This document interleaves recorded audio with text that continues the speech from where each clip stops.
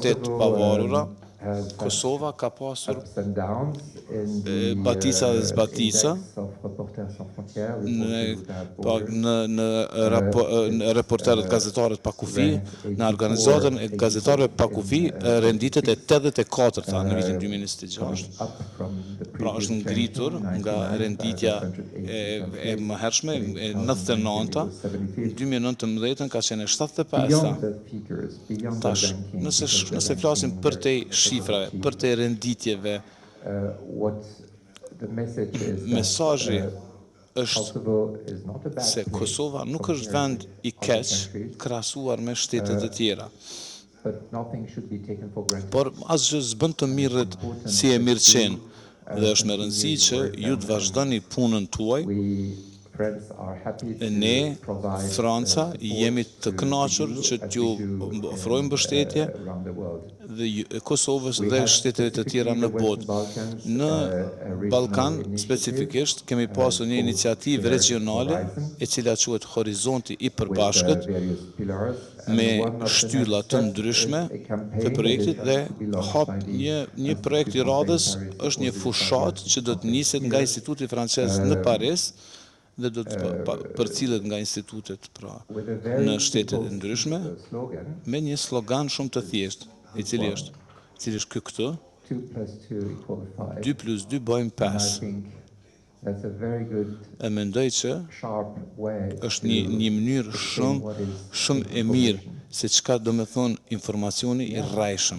Pra Gjatë 12 muajve të fundit, a i bëri bashkë organizatat të shoqërisë civile, media, gazetarë dhe institutin francez, me një qëllim të përbashkët, forcimin e bashkëpunimit ndërmjet komuniteteve përmes gazetarisë. Për ta kuptuar se si u ndërtua ky bashkëpunim, le të kthehemi në fillim të këtij rrugtimi.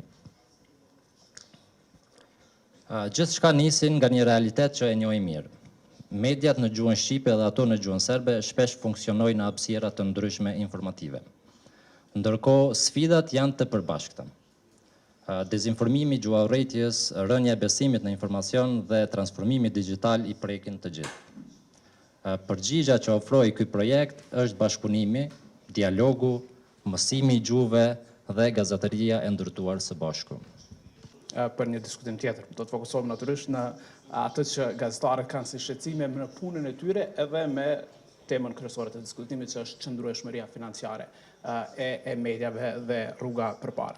Tani ne në aspekt të mediave që raportojnë në gjuhën shqipe, gjithmonë e themi me shumë krenari që Kosova ka pluralitet të jashtëzakonshëm medial në kuptim të ofertave të asaj çfarë lexuesit, shikuesit mund të pranojnë në kuptimin që ka së paku 9 televizione nacionale që kanë programacion të ngjashëm, të përgjithshëm, ka më shumë se 10 portale të mëdha, le themi, por ka shumë më shumë natyrisht përkundër faktit që s'ka gazeta.